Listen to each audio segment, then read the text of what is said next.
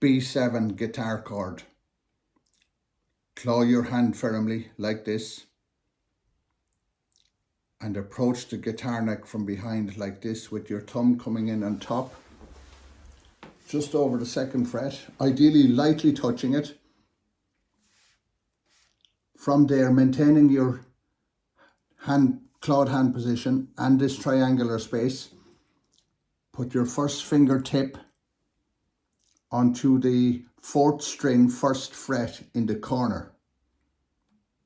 Add your 2nd fingertip on the 5th string 2nd fret middle, and add your 3rd fingertip onto the 3rd string 2nd fret middle. B7 sometimes would have the little finger added on the 1st string 3rd fret, but very often it actually sounds better if you just do the 3 fingers.